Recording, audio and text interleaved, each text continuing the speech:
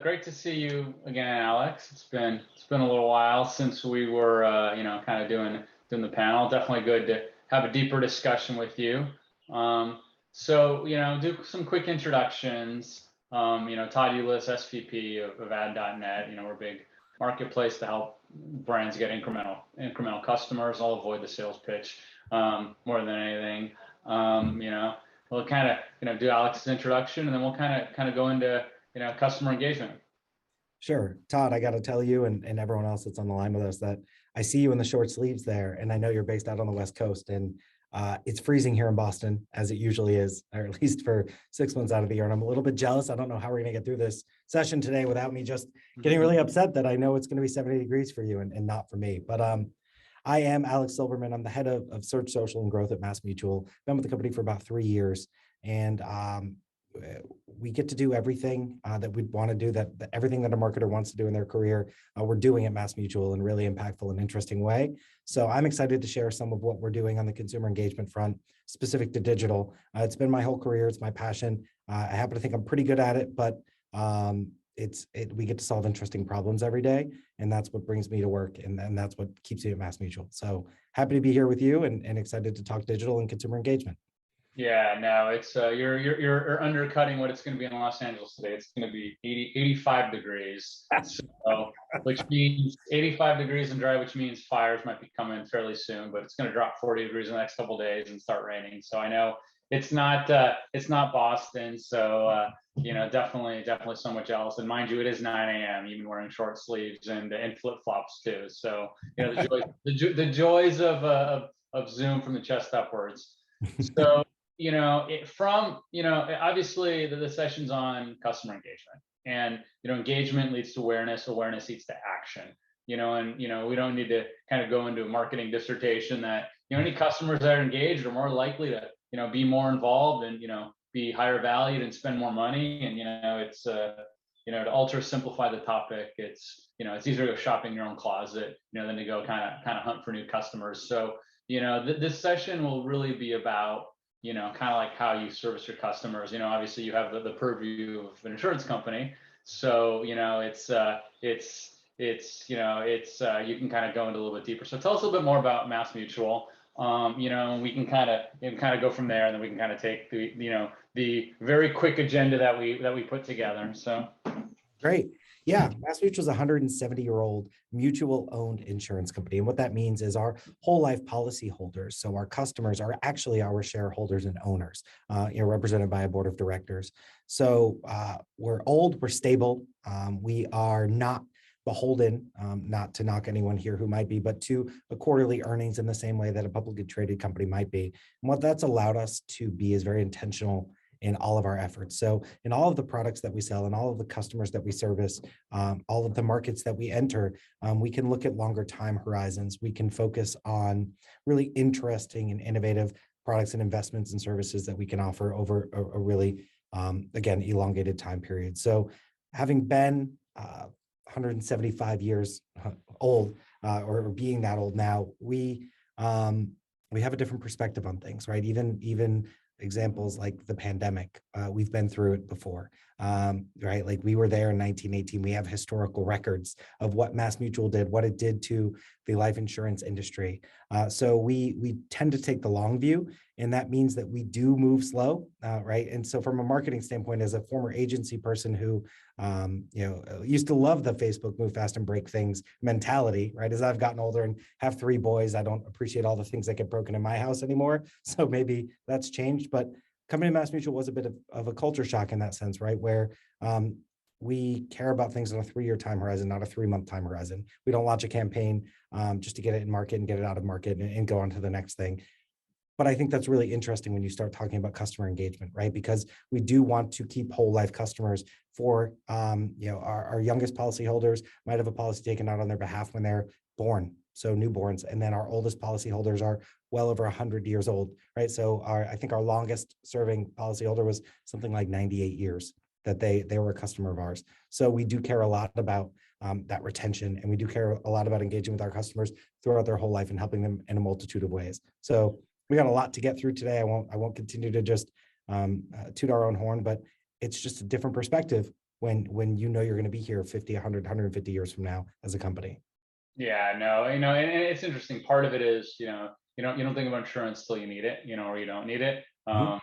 The hence life insurance traditionally, hey, change events, children being born, and having been agency side myself too. It's you almost have to kind of, hey, look, there's the new thing you can invest in. But to your point, kind of taking the longer view. I mean, maybe talk a little bit, about some of the tactics, as an insurance company, a life insurance company, where to keep consumers engaged, because talk a little bit more about like what you have done, and this part of it is obviously for the community to kind of learn, help people and kind of get some ideas so that maybe they can implement within their own organizations. Yeah, absolutely. So I want to acknowledge something on the upfront that we have a multiple distribution line method, meaning that our customers can come from a bunch of different places. We have over 7,000 advisors who work on behalf of MassMutual. Some carry our name, some don't, which creates a whole interesting set of challenges when it comes to consumer engagement. But incremental to that, we have third-party distribution where you might end up with a MassMutual policy serviced by a Fidelity or any number of other financial services companies. When that happens, we get into really interesting conundrums around who owns the customer relationship. Everybody wants to, but some people do it better than others. And we like to believe that we do maintain really strong customer relationships. So we want to own that relationship whenever possible. And the way that we do that, primarily, we have an excellent CRM engine that we've built up over many years. We've got a large, robust team that partners closely with another large data science team. So we are constantly flowing our owned data into and out of our CRM system to ensure that we're talking to the right people with the right message. What products do you have? What products might you need? Who is your current servicer, right? Like, who is the advisor that you're going to call if something goes badly? So us, as not necessarily the recipient of that phone call, we have to find other approaches to ensure that you remember MassMutual, that you like MassMutual, that when you have a problem, you call somebody who can sell you a MassMutual product to solve that. So we do that, again, primarily through CRM, and then the specific tactic that we use within CRM and across social and other channels is content. We write, we like to believe, industry-leading content when it comes to all forms of insurance and all forms of financial planning and annuities and college planning and all of the other areas that we service. We have an excellent staff of journalists, former CNBC writers and talking heads and pundits who, like, these people get the industry and they are trying to help. And we believe that by helping and attaching our brand name to it, when you do decide I need to move from term to whole life insurance, I'm gonna call somebody who can get me MassMutual products. You talk about content, and that's that's kind of to get obviously people engaged. They want to be responsive. The content has to have some form of emotional attachment, affinity towards them. How much, this is a little bit, off topic, but, I know we've spoken before, and, you and I can kind of wrap for 3 or 4 hours, but the Brand Innovators team might get a little upset with us, and the other panelists. But I mean, how much, like, do you utilize data to drive, the content and vice versa? I mean, how much is the, kind of the horse wagging the dog, or, whatever the analogy is. So Yeah. So, right. A ton. This is the short answer. And to give you a slightly longer answer, there are 2 ways that we approach data when it comes to content and when it comes to a lot of our advertising. One, we can use the content as a signal to kick off a sequence or a journey or an experience for a consumer. What are you reading and what will that tell us, right? We could write an article with a headline, for example, around like 10 things to think about when you're expecting. Now, we don't write those articles because the Knot writes those articles and a bunch of other people do. But theoretically, somebody clicks that, we're going to presume that they are in the life stage of a new child. And then we could kick off a sequence all based on that. So that's one way, use content as a signal and then sequence from there. The second way, and the way that we use more often, I would say, is we find other signals to kick off sequences about, and then we insert content that is appropriate to that journey, to that sequence for that consumer. We have financial mindsets that have been validated through our data science team, really algorithms that are well beyond anything I could ever talk to you about, but they've been simplified in a way where, what is your relationship with money? And we understand how people view money is how they will react to product, services, and planning generally. So we try to figure out what your relationship is with money, and then we can help you. If you are really uncomfortable or anxious about your finances, okay, we can deliver content to you that will help you feel a little bit better. We're not going to solve all of your problems in a day or in an article, or in a video or any other content that we create, but we can start. And we can sequence a long 30, 60, 90, 120-day journey just to change your relationship or your feelings, emotional connection to your finances. And then we can be there to help you with the right products and services. So kind of the two ways we use content: to create a signal or to sequence somebody once we've gotten a signal from some other place. In terms of, partnerships, you did mention kind of the not, and, obviously, like, is there a focus on, partnerships externally with some of these, like life cycle, publications, where you can, insert a message, it's always delicate, right? Where you want to kind of, meld, are we advertising? Are we kind of being a resource? Right. Is this something that you guys are looking at, on a level? And feel free, definitely don't talk about anything you can't. Sure. Yeah, it's always tough to speak in generalities, but be helpful, right? So I will do my best. But I will tell you, not as much as you might think. And I was about to say as we should, but there are really good reasons why we don't. One, it's incredibly competitive, right? Life stage marketing is not new to insurance or to FinServ or to anybody else who's been doing this for 10 minutes. We know that people going through changes are more likely to change other behaviors and spend more money and do all kinds of other things. So it's really easy to call, say, the not, as the example that I used previously. But we're not their first call that they're getting that day, their last call, and we're probably not willing to bid as much as an upstart is willing to bid. If you take the innovator's dilemma, right? Some of our competitors in the space will acquire new clients at a loss. Now they'll churn those clients at a high rate and they're burning through VC dollars and all kinds of other really interesting things are happening there. We're not. We're trying to establish a long-term relationship, but it has to be ROI positive for us. So we look at programmatic ways in, right, to identify context, to identify keywords, to identify audiences, and find the right places to be. But we found more success building that content ourselves. We have an incredibly strong SEO program, which we've merged with all of our paid efforts, right? So it's not just about creating content, but it's about ensuring that that content has a shelf life to it. So we want to own as much of that journey as possible for both prospects and customers. We do have big national brand partnerships with the Washington Post and the New York Times, and we leverage those partnerships better than I've done in previous lives and better than I've seen some other brands do in terms of what we create. For example, with the New York Times, we created a for Black History Month last year and throughout the year, a storefront of Black-owned businesses, digital storefront with 100 around the country that people could shop from the New York Times. There were shoppable pins on the New York Times, and we helped co-create that. We used some of our own existing small business clients as part of that. And that did give us a ton of signals. It gave us a ton of play, and it did allow us to segment and build from, but it was a big national partnership. So, we don't necessarily get as niche into particular categories and life stages because it's so competitive, but we find other ways in. Yeah, you did talk about, we're doing our prep and you kind of referenced it a little bit. And, to think about anybody in the community that has any questions for Alex, probably not for myself, but for Alex, definitely post them. And, this is meant to be iterative versus linear. Oh, wow, look at that. Just on cue. Lisa Girding said, are you currently engaging consumers in your purpose initiatives, such as sustainability, supporting communities? Yes. Absolutely. We're looking to get better there. It's really easy to keep those initiatives separate, at least internally, right? But consumers don't care about the way you're structured internally. Like our DEI team, our sustainability team, those groups don't sit within marketing. They don't sit next to me when we're in the office, but we do share a lot of the work that we do. When we're kicking off brand work, we look to those teams and those initiatives to help inform the work. And the same thing when they're kicking off new initiatives, they come to the brand team. How can we amplify those messages, get them in front of consumers? And a very real tactical way that we do that is just through an affinity program that we run. We recognize that a lot of the stuff that we make, if you don't know who MassMutual is, you don't care about it. You won't watch a 3-minute video about our sustainability efforts. Why would you? You don't even know who MassMutual is. But once you do know who we are, once you're an existing customer, an employee, a potential employee, so that's pulling in our human resources teams and looking there, we know that you would care about that content. We know that we want to build up affinity with these core audiences. So we do have a separate track of content creation that's focused on affinity content, we call it, and we boost that to affinity audiences, people we think who will care about that. We can drive consideration with those audiences using this stuff.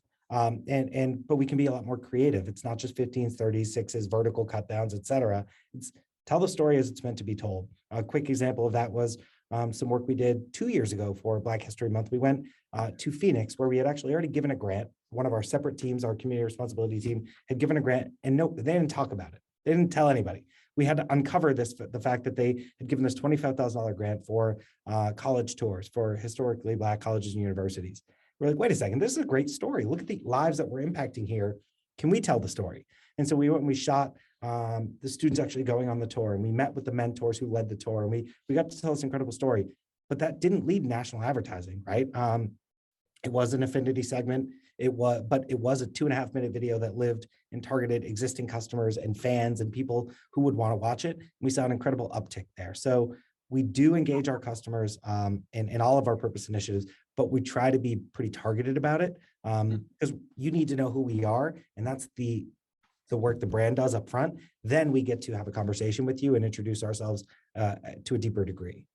Well, and obviously, it's so important now for, the consumer mindset to have brands associated with, things that are valuable to them. I mean, I'm a Gen Xer, but obviously as Gen, Y or, Gen Z, it's even getting more apparent, and kind of having that outreach, doing good, and then obviously it's almost the brand is behind it, and then you invest in what the brand is doing, and the brand obviously services it. So it's amazing. Obviously, keep up the amazing work, and obviously all the positive you're doing for the communities that you guys are doing. You talked a little bit about, you mentioned earlier, you mentioned it kind of in some of our prep, like financial wellness. It's, I mean, look, it's, I bought life insurance when I had my kids. You got 3, I got 2.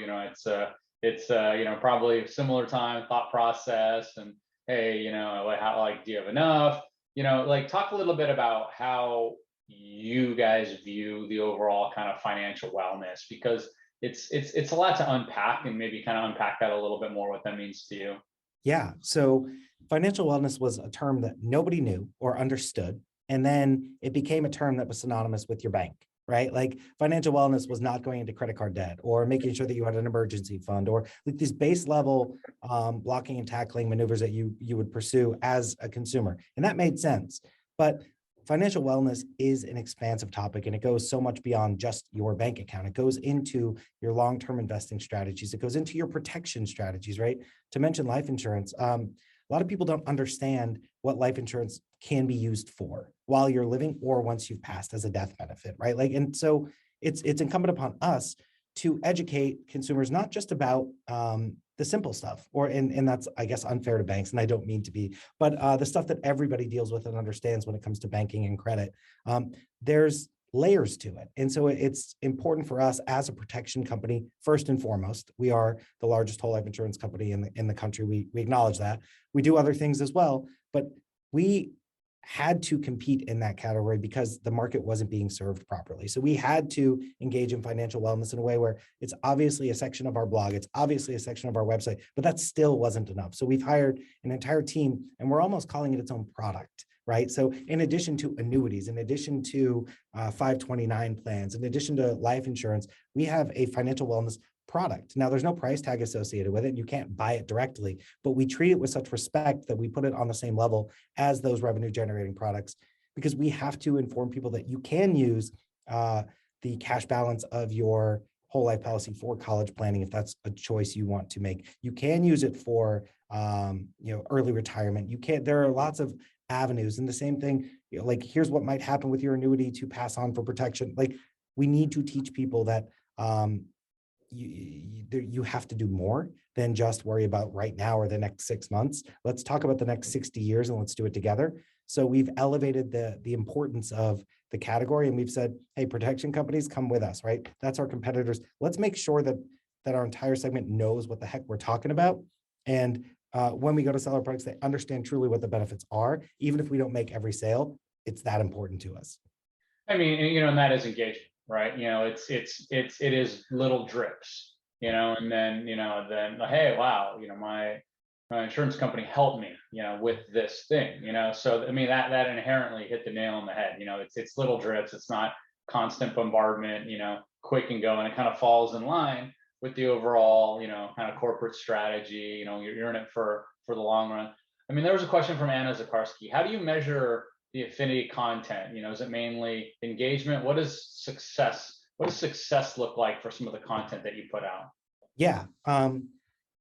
Look, I'd love to tell you that we have some incredibly advanced algorithm that can correlate engagement to brand lift studies to some type of conversion at some future point, factoring in time decay, but that's just not where we're at in terms of sophistication. I don't know who is. But I know engagement matters, but I know it matters less than we think it does. So that's a challenge for me. And this is my background was social as for the last 5 or so years before I kind of went back in time and picked up growth and picked up search and some of the things I'd done early in my career. So it hurts as a former or recovering social person to be like, oh, engagement's like not as important as we think it is. Like I want to see shares, right? Because that's somebody putting themselves in your shoes and saying, I want other people to know about this. I want to almost stake a little bit of my credibility on sharing this out because I think it's that important. So we do look at and try to quantify engagement metrics that matter. If you make a video, nobody watches it, so video views, then you didn't do anything. You didn't help, right? A tree falls in the woods type thing. So we do look at engagement metrics, but we try to look at the ones that matter. And we do measure brand lift whenever possible. Not the biggest fan of survey-based methodology, but like, what else are you going to do? So we look at affinity. And then lastly, we do have a ton of rigorous research that is not done by my team, but is done by our brand analytics team and insights team that is around, it's with Kantar and a bunch of cross-media studies. And they look more in depth at what people are actually doing, seeing, clicking on, touching over time. And that feeds into an MMM model that we do care about. And one of the backstops of that MMM model is do no harm to the brand. So we can sell as much as we want this quarter, as long as we don't harm the brand, right? And theoretically, it's not just not harm the brand, it's improve the brand, especially when you're talking affinity. And the reason I brought the MMM model up in this brand insights team, we did come up with a really interesting insight that is maybe oversharing, but I'm going to go for it. For a long time in my career, we was awareness, consideration, affinity, conversion, or conversion affinity. Like they had to be considering you before they might like you. And that's just not true. Actually, one of the primary drivers of consideration was whether or not a consumer liked you, right? So, and that's same with cross-sell and upsell. If they're going to buy more from you, they actually have to like you. So at any point in the journey, after they know who you are, we should be selling them on that we're a company that they could see themselves working with, that they like us, that they believe us. So affinity has raised its level of import across the entire company, across existing customers and prospects. And that's somewhat freeing in that we get to tell more interesting stories. We get to talk about the things that make us special before we have to talk about our products and services. Whereas before we was like, well, if they're not going to consider buying an annuity, it doesn't matter that they know about our efforts in DEI. But the research says it does. So long-winded answer, a lot of ways that we measure it, but it's so important that we will measure it from every angle. And maybe someday we will get to that really robust model that I talked about at the outset of this answer. Yeah, no, I mean, you kind of hit, the nail on the head. It's, we all have the ability to kind of, invert funnels, and like the linear path, is an old model. One of the things, like, let's shift focus a little bit, let's talk about what you've seen haven't worked, so, so if some of the community wants to listen to this live or, on the recorded YouTube version, like maybe kind of save them some time, headaches, and not happy conversations with their team internally. Maybe talk about what didn't work. Yeah, I mean, look, the first thing, and I say this all the time in meetings, outside of meetings, your customers, your prospects, they care 100% less than you think they do, right? So what doesn't work is assuming that the person on the other end of the screen is really paying that close of attention. If you screw up, they'll know, and they will make fun of you, and you will go viral in all the worst ways. Like that is, but if you are just like persistent, or if your frequency is a little bit too high, or if you create this beautiful 12-minute video and blah, blah, like nobody cares, right? That's the short answer. So like what doesn't work is assuming that, oh, we have to tell a story 1, 2, 3, 4, because if somebody gets the story out of order, they'll never understand it. Each individual asset has to stand on its own. Nobody's following your marketing journey in the way that you think they are, right? Like it's so hard for consumers who see 2,000 advertising messages a day to like pick out yours and then put it in the context of what they'd seen previously and what they'll see eventually. You have to just make small incremental improvements in your affinity, in your consideration, in your mental availability with that audience. So what doesn't work is getting too precious about your marketing, is getting too precious about your journey, about your sequencing, about your data. Like nobody cares, right? So that's a harsh way of saying it, but it's a nice reminder for me when we're in meetings and we're whiteboarding and all of a sudden we have 476 variations. And you stop and you're like, why? Right? Hold on. Like, it doesn't mean that there's not value in what we're trying to do here, but let's simplify it. Let's make sure that the juice is worth the squeeze. And that leads to a second thing that we all find ourselves doing. You create these niche channels, and then you actually can't back them up, and there's no value in them. And you spend all this time standing it up or selling it. Like, hey, we need a new LinkedIn page. Hey, we need to launch on TikTok. Hey, we need to do this. We need to run an AMA on Reddit. And you might get through that first ask, and then you just can't back it up, right? You don't have a year's worth of content. You don't have a true strategy. You don't have a unique audience insight. You just did something to do something. Like, that's going to fail. And your best case scenario is it just fails quietly and you push it off to the side. But your worst case scenario is it dings your brand's credibility. It dings your credibility internally because you put a lot of effort into creating something that didn't have value for your customers or your business. So, the niche channels, the always doing what's new and next just to do it. Clubhouse being a great example. I saw a lot of brands spend a lot of time. There were no ads on Clubhouse. Like, the easiest way to test something is like buy an ad and see what happens. Brands were devoting all of this energy to, like, we have to get on Clubhouse. Why? Nobody's been waiting to hear you talk, right? Like, that's not a thing. You can wait there and figure out if it's the right platform. So niche channels and complicated journeys, just, they can work, but like they usually don't. And so don't try to be the first to get it right. Just, take it slow, simplify things, and work on established channels and make sure that you have the content to support those channels. Well, and that's great advice, not just for marketing. And it's, beware of the shiny new object syndrome. And it's, you hit upon something very, very sharp. It's, incremental improvements. There aren't really overnight successes. Putting successes one foot in front of the other day in and day out. And, 98 years and you can still have a policyholder. So it's to any marketer that's on, just, beware of the shiny. It's like in the early 2000s when everybody's, jumping in and, ignoring financials and whatnot. So, this is obviously great advice. Hopefully you've saved a few people some time and resources and unhappy conversations. So what was the light bulb moment, of affinity consideration versus the other way around? Like, you kind of hit upon what doesn't work. So maybe, expand upon that a little bit more, Yeah, it bears repeating. Like, I mentioned it briefly before, but it was transformative to the way that we can do marketing at MassMutual in terms of, as I said, our brand didn't really exist 5 years ago, right? Like, MassMutual Financial Group with a different logo, and it primarily was a manufacturer of financial products. And they were sold through third parties, intermediaries, financial advisors, but you wouldn't really know that you were buying a MassMutual product. We decided to change that. And we did pretty effectively over the last 5 years. We watched our brand health metrics grow and grow and grow. And then for the longest time, we're like, okay, people know who we are. Now we have to get into the consideration set, right? People having babies, we got to make sure we're in their consideration set for term life insurance. But like, that's not a thing. That wasn't the way that people were reacting or engaging.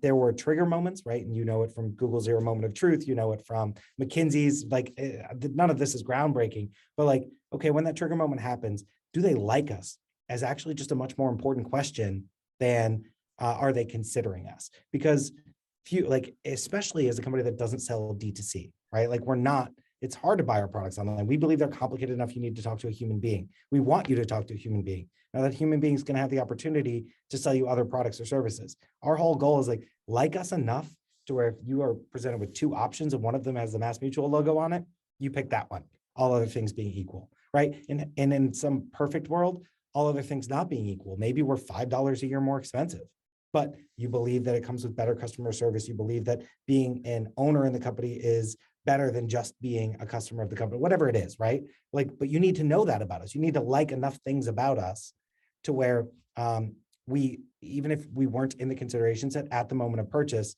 you'll still pick us. So that's, again, it's transformative in that we do get to just tell better stories now. We have an incredible innovation story, even though we're 170 years old, right? Like 175.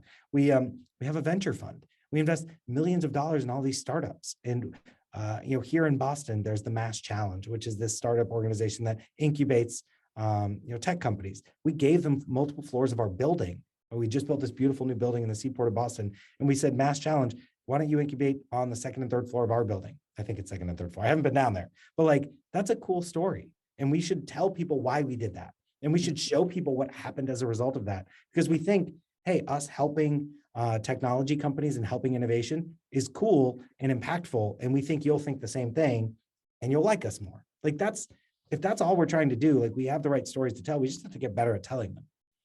Well, you mentioned you have lots of stories to tell. How, and being that this isn't the first pandemic, MassMutual's gone through, tell us how COVID affected these stories, if it shifted content, messaging, like and did it affect, how you shifted positive or negatively, liking the brand, to ultimately do engagement? Yeah. It really forced us to a bit of a return to basics, and that there are positives and negatives in that. In terms of, like, we fell victim to launching a brand asset that was in times like these, right? Like if you've seen the generic derivative every company did, like, hey, we'll get through this together advertising. We did the same thing. Now, I'd like to think we were a little faster to market than others, but the wear out was super quick. So the return to basics there of like, let's use stock footage, let's get something shot, because we can't fly, we can't shoot.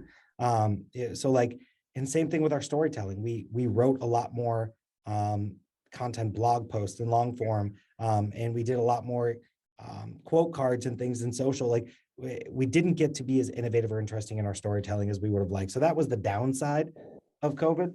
But forgive me for even mentioning that there might have been an upside, but from a brand perspective, like how we adapted was, it was hard. I'll be clear about that, but we did get to focus on our core audiences. We did get to, we realized that people had a little bit more capacity, if not mental capacity or mental health to listen to us or talk to us. Our category was more top of mind. People were unfortunately more serious about mortality and more serious about protection and more serious. So we could engage in very real conversations with people, which led to an insight that has led to our most recent campaign, which is around uncomfortable truths, right? And like when you sell life insurance, like your whole business model is somewhat tied up in an uncomfortable truth, right? Like it's kind of a term life insurance policy is something you pay for that you hope to never use, right? And you pay for it, you forget about it, and you hope that's it. But a whole life policy, we want to shift that conversation somewhat to be like, this is a conversation you actually do need to have. You do need to think about this. You do need to think about your beneficiaries, not just in case something happens to you, but before anything ever happens to you. How would you? So the pandemic allowed people to focus on our industry, and it allowed us to engage meaningfully with people. So we didn't get to tell the really cool and innovative stories for a multitude of reasons, but we did get to engage more thoughtfully on around the core stories, and that included with our existing customers, right? So the idea of customer engagement, like we did go back to our 4.5 million customers and have a very real conversation with them. We also shed businesses that weren't core to what was important to our shareholders, who are also our customers, and to our business moving forward, right? So instead of these extra 5 million customers who don't touch our core products at all, we divested from that business and we focused on where we could have the most impact. Well, yeah, and that's been, such a great reset, both, professional, obviously personal, like shedding things that aren't ancillary, kind of the art of doing less, being more impactful, more clear on things. What excites you? I know it's now 2 years pandemic, and some accounts it's almost over. Who knows? We're not scientists. But like, what excites you? The rest of 2022 and 2023 as you continue to kind of go deeper on the content and storytelling for the brand. Excuse me. Yeah, that's a great question. First and foremost, it is data collection and the value exchange, right? So I love the death of the cookie. Please bring it on, right? And we talked about this the last third-party cookie. The third party, exactly. Like, and I'm all for app tracking transparency. And again, as a longtime social advocate, like we needed a bit of a reset. We were overstepping, and I think that we'll find a new middle ground that is better. I don't think we're there yet, but let's have a conversation with our customers and listen to them, right? That's data collection. It's when you tell me, and we just ran a small experiment in an email where we sent out a quick fun quiz as part of an email exchange to existing customers. It was an informative, like myth-making type quiz. And then at the end, it was just like, hey, do you want to hear from us? Like, it's been a while, right? And this was a re-engagement campaign. And it was, do you want us to call you right away? Do you want us to call us when it's convenient for us? Do you want us to email you, text you? It allowed us to understand communication preferences, medium preferences.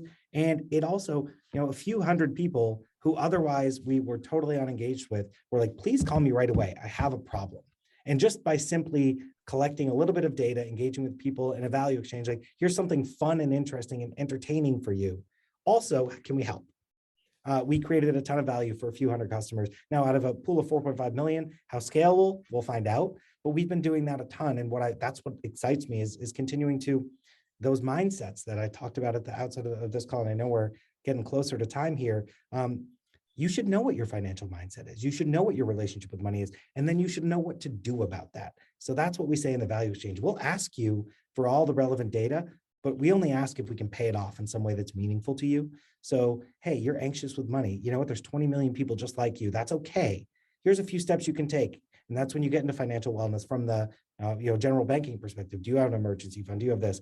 Do you have protection for your family should something happen to you? Do you have disability insurance, right? 1 in 4 Americans is going to become disabled before they retire. Are you prepared for that? Then you give people a checklist and you can keep going from there. But we also now know a lot about them and we can help them more. So getting better at that, both collecting the data and activating it in a way that matters to customers, that gets me out of bed every day. And that's going to keep us going for the next few years. No, this is great advice. I mean, I think you and I, we're getting a ping that we're going to have to hop off soon. Like we can kind of talk about this, for a long time. And you're right, looking at the death of the cookie as, like as something scary or something actually, it's going to help your brand. So it's supposed to happen a while ago. It should happen soon. So great. I mean, I think if there are any other questions, I think we only got another minute or two, and it's hopefully it'll warm up in Boston over the next few days, and cool down out here on the West Coast. So cool. Yeah. I mean, I think it's any kind of final words for the for the community before there's Jamie, so. Hi, I think we actually just got a question popping in. Yeah, it was a comment, like a great comment. Yes. Thank you, Alex, about the topics from the brand. It's look, you can tell when somebody loves what they're doing, and it's versus kind of going through the motions. And if there's anything for their few Mass Mutual customers out there, definitely, the people who work at the brand are the brand leaders and the biggest advocates. So nobody better than Alex. Absolutely. And look, if I was to give any advice, Todd, you kind of like my closing words would be, everybody in your business and your company is going to care about what matters to the business, as they should. Never hesitate to be the person who cares most about what matters to the customer or what's impactful or important to the customer. Always be a huge consumer advocate in meetings, in planning, and in execution, and amazing things will happen. You can drive the affinity. You can make more money. You can do all kinds of amazing things if you just ensure that you're putting the customer first, because you'll have those checks and balances on what matters for the business from everybody else. So be a customer evangelist and you'll be okay.